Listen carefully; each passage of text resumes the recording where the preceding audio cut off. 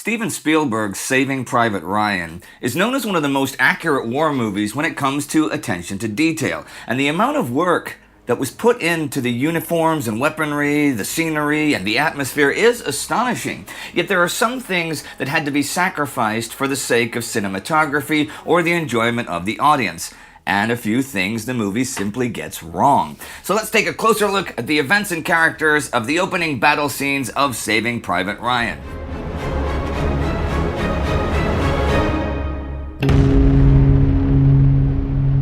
I'm Indy Neidell, and this is a World War II double secret probation special. And why are we doing this special? Because next year in June, we'll premiere our massive D-Day marathon of coverage. But now in September, in Normandy, we'll be shooting the on-location stuff for that. And we've raised enough money on Patreon for that stage of the project. So this today is a thank you to all of you who have supported the project so far, and just a fun reminder in general that we're doing it. Okay, here we go.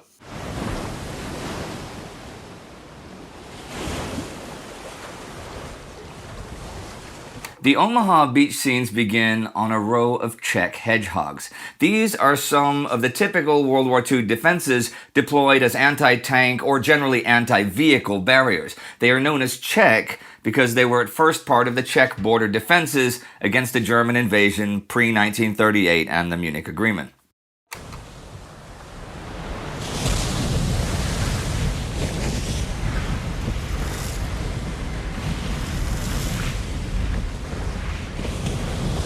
Then we see landing craft splashing through rough water.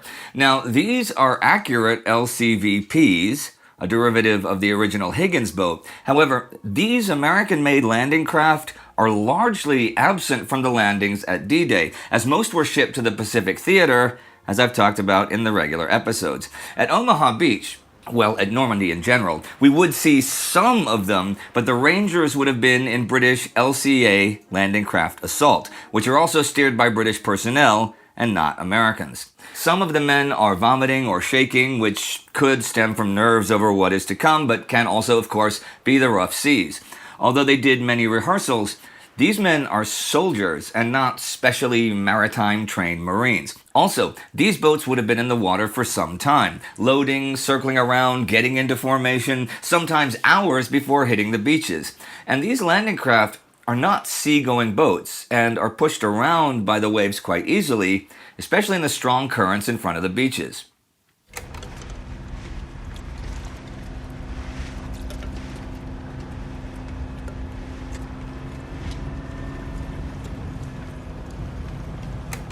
We see Tom Hanks, aka Captain John Miller. His character is to lead Company C of the 2nd Ranger Battalion into battle. In reality, this outfit would be led by Captain Ralph E. Goranson. Now, the modern U.S. Army Rangers were actually established in Great Britain and modeled after British commandos.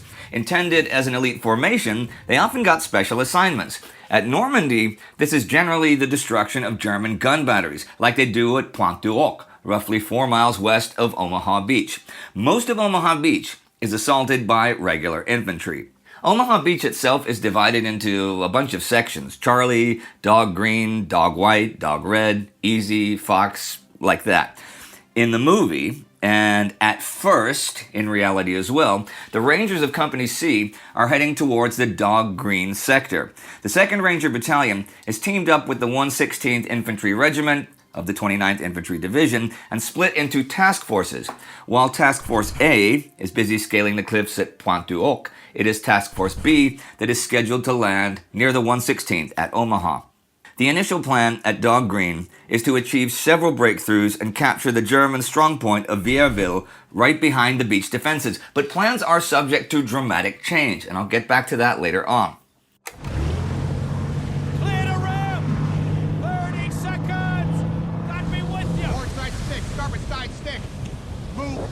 Clear those murder holes. Want to see plenty of beach between men. 5 men is a juicy opportunity. 1 man's a waste of ammo. Get the sand out of your weapons. Keep those actions clear. I'll see you on the beach. So now Tom Hanks, Captain Miller, gives his men some last-minute orders and advice, which is probably mostly for the audience, as the men would have rehearsed what to do after hitting the beach like 1,000 times.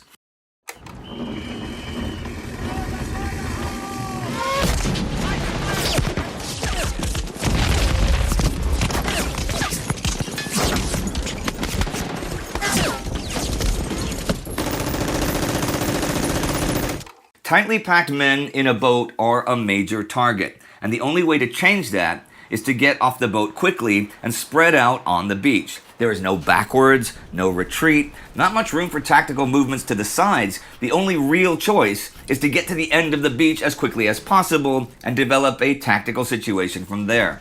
The worst thing that can happen is to be stuck on the wide open beach. Now, this might be the most glaring inaccuracy of the whole landing scene. The scale of the beach is way too shallow. The beach at Omaha is much larger, much deeper, so the distance from the German positions to the landing craft is way further. The German machine gunners would have seen the men in the landing craft as much smaller figures. No German machine gunner was sitting in a bunker like this, basically firing at point-blank range at boats under his nose.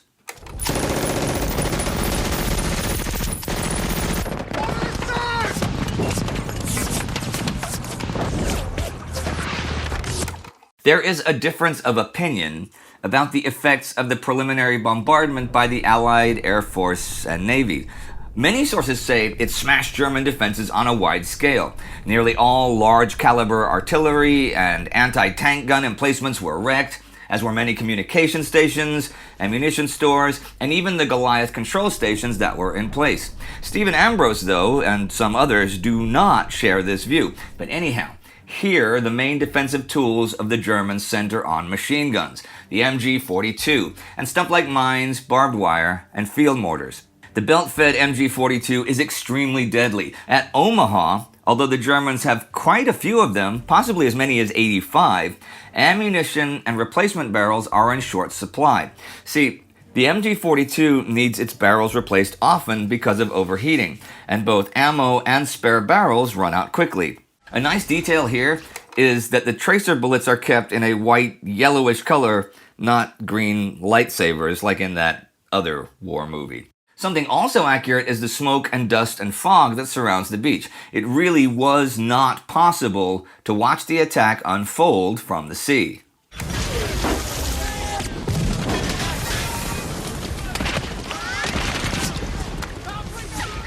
Here we see a soldier having his M1 packed into what looks like a plastic bag, which is actually a rubber-based substance called plyofilm, intended to keep the weapons clear of sand and salt water. Nice little detail.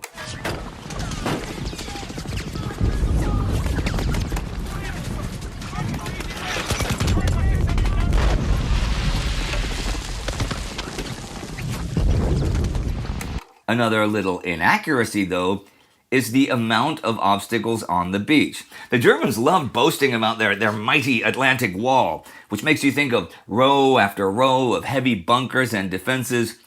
But in reality, most of this stuff is makeshift and last minute. For at this point in the war, they have neither the material nor the manpower to build all that. But for cinematographic reasons, you want to pack as much stuff into frame as possible. And speaking of obstacles, next to those anti-vehicle hedgehogs, you see the Hembalken, which are also called Rommel asparagus, named after Erwin Rommel, who oversees the defenses here in 1944, although he is ironically absent on D-Day itself. Okay, Rommel asparagus is really logs set standing up in fields to foil paratroops, but these are set in holes in the beach blasted with a hose to foil attacks from the sea, and are often also called that. In the movie, they are actually facing the wrong way, though. The way they're supposed to work is that the boats slide up the tripod at high tide and hit a teller mine placed at the end. The D-Day attacks begin at low tide, though, so the Allies can see the beach obstacles, but on the downside, have more beach to cross. Hey, you guys! Get out there! What's the rallying point? Anywhere but here!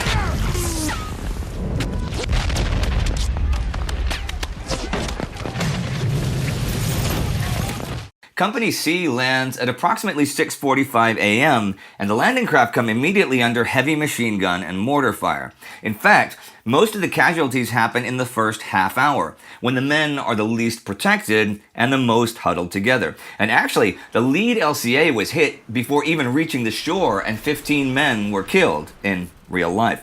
But also, wounded men drown, like we see here, and you can't really stop to help others, as there would then be 2 men hit instead of 1. Throughout the beach scene, We see the soldiers huddling together for protection under obstacles or behind obstacles. Suppressing fire is really something that weakens the will to move, so it really is important for captains and sergeants to drive their men forward. Every inch of this beach has been pre-sighted. You stay here, you're dead now.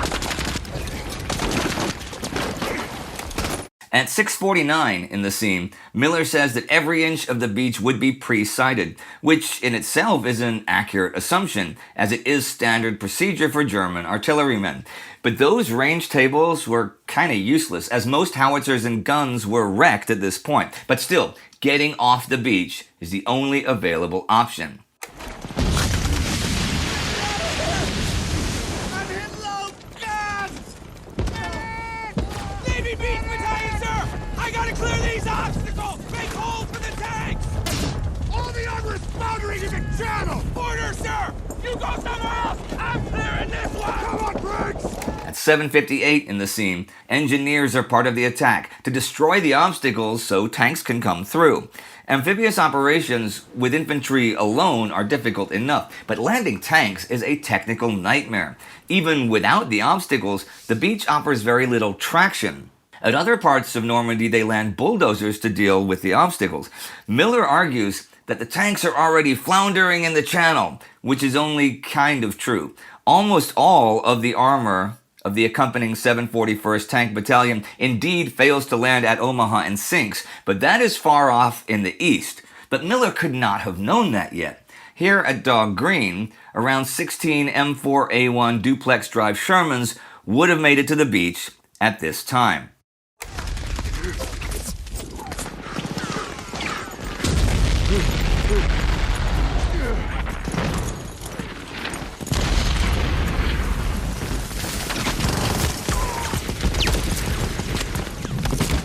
Now back to the scale of the beach. As I said, it's way too shallow, just a narrow strip of land. In the movie, it takes them like 10 minutes to get up the beach. In reality, it was a several hour-long operation. The Americans were indeed bogged down at Dog Green, to the point where High Command even thought of some sort of evacuation plan. Come on! Move!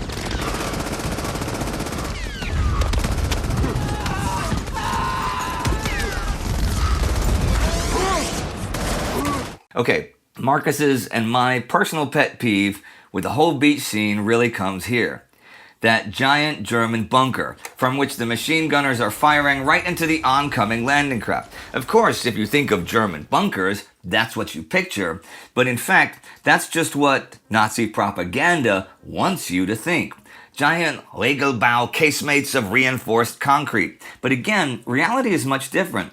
This here in the movie is a German observation bunker, but on steroids. It resembles a Schnabelstand, recognizable by the huge slit. A typical German machine gun or artillery bunker would not have such a massive slit. These ones are intended for housing rangefinders. In reality, the Germans have basically two main but much smaller bunkers in place at Dog Green, codenamed WN-72 for Widerstandsnest or Resistance Nest 72. One houses a 50mm pedestal anti-tank gun, the other an 88mm PaK-43. There is also a concrete seawall, some smaller concrete machine gun pillboxes, mortar pits, and trenches. The approaches to WN-72 and the beach exit are guarded by mines and barbed wire. It is these defenses that are the main reason why Dog Green is so deadly. First, the preliminary bombing run left much of these defenses untouched. Second, the two German bunkers and the seawall close off the beach exit. Bangalores! Clear the shingle! Fire in the hole! Fire now! Fire in the hole! Fire now!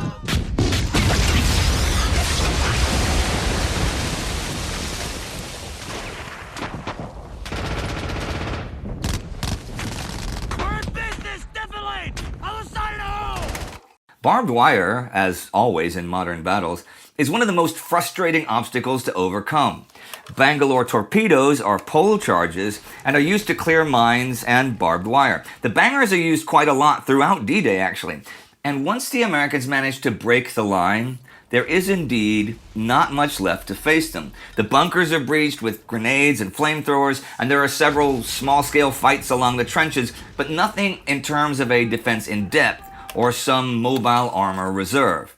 Tie in my flanks. What? What? I'm sorry, I can't understand what you're saying.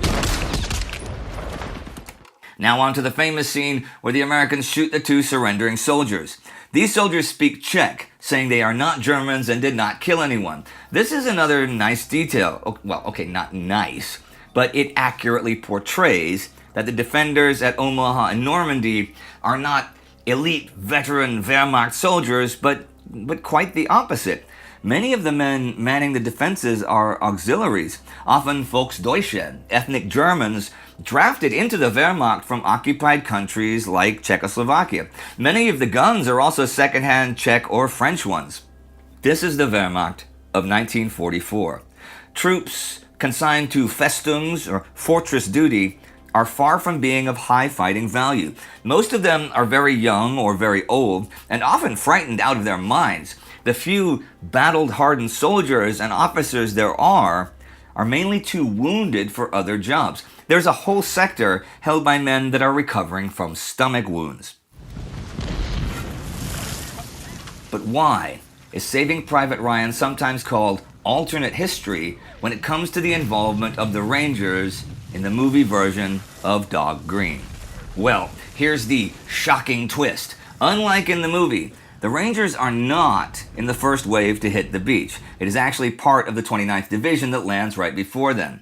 Upon realizing that the 29th is bogged down with heavy casualties, Company C of the Rangers cancels the direct assault at Dog Green. Instead, they try Plan B, an attack further to the west against Point Erraz de la Percée. Here, the defenses are much lighter and are mostly bombed out. Still, by the time they reach the cliffs there, only 35 of the original 70 men are alive and able to climb them. Advancing upwards, they reach the top around 7:15 a.m.